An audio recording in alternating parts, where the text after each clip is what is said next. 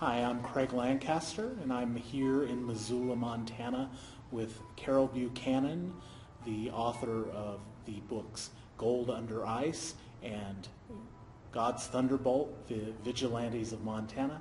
Carol, it's so good to be here with you and see you again. Thank you. Well, thank you, Craig. It's great seeing you again. We don't get to do this very often. Not nearly enough. Yeah. Carol, you came to novel writing fairly deep into your career as a writer and as an editor. What led you to writing fiction after writing nonfiction for so long? Thank you for saying for so long instead of quantifying the number of decades. You're a true gentleman, Craig. But I've always wanted to write fiction. I've always been a huge reader of fiction. And writing about airplane manuals. I mean, how long can one sustain a career of writing press enter over and over and over? You know, a computer manual, do this, click that, press enter. I mean, that wasn't really taxing. So when I retired, I decided I'm going to write what I want to write. And that led to The Vigilantes. And your first novel, God's Thunderbolt, what is the subtitle of that? The Vigilantes of Montana. So you lay it right out there, what Yep. it is that you're going to be writing about. And it was a phenomenal success right out of the box. You won a Spur Award with your first book. Yep.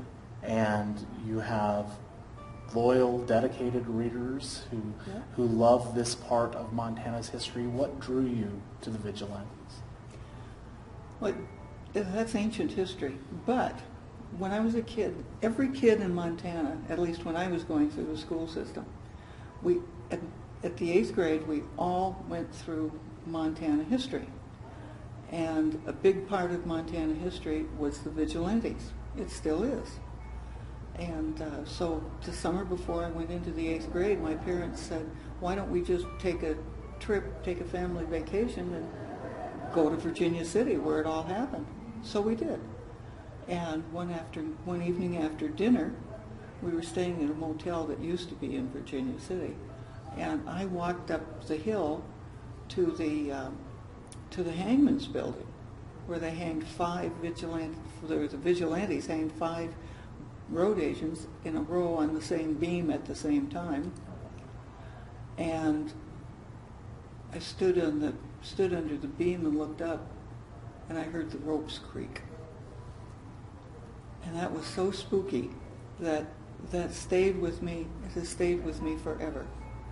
And so when I came back to Montana, I thought I'll write about the Vigilantes. Now let me ask you about the research, because you built a fictional story into an historical fact. Did you do dedicated research when you decided to write about the Vigilantes, or had your interest from that moment when you were a little girl sustained you throughout your life to that point? Both. I didn't do a lot of research in the early years because there were other things to do. You know, I became a teenager. I discovered boys. I'm sorry. And all that kind of, and it turned out well actually, and all that sort of thing. And then there was graduate school and seeing the world and on and on. But back in the back of my mind, there was always Montana and the Vigilantes, because it was such an intriguing time. And of course, I was still hearing the ropes creak. Right, and your protagonist, Dan Stark, of course, was at the center of God's Thunderbolt, and then again with your second novel, Gold Under Ice. And walk us through where Dan's journey goes with the second novel. Well, in the first novel, of course, to start off with, he's a lawyer. And it's set during the Civil War. So he's out in Montana, and he's looking for gold so that he can take it home and pay off his father's debt, because his father was a compulsive gambler who gambled away his own fortune, his family's fortune, and all the assets of the law firm that he worked for. And so that left a massive debt, which threw his family out of the house and into the arms of the bailiffs. So Dan comes west looking for gold in Alder Gulch, and in order to get out of Alder Gulch with the gold, he joins the Vigilantes, because the road agents were terrorizing the roads. You couldn't leave alive with your gold. Then after that's taken care of, he finds that he has to go back to New York to pay the debt. In fact, the Bank of New York sends somebody out to get him and take him back to New York, where he goes into gold trading on the gold route, much like people do today to trade gold, except in those days, trading gold was considered treasonous to the Union, because every time the Union won, the greenback went up, and every time the Confederacy won, the greenback went down and gold went up. And of course, Dan's interest, he's a Union man, but his personal interest is in getting as much gold as he can. So how he figures a way out of that one, read the book. That was a fascinating part of the story to me, the backdrop of the Civil War and the push-pull of currency versus gold. And there is a quote on the back of the book about Abraham Lincoln and his view of the gold traders, which to those of us who kind of have this idealized view of Abraham Lincoln, it's difficult to imagine him saying such a thing. And what is that quote?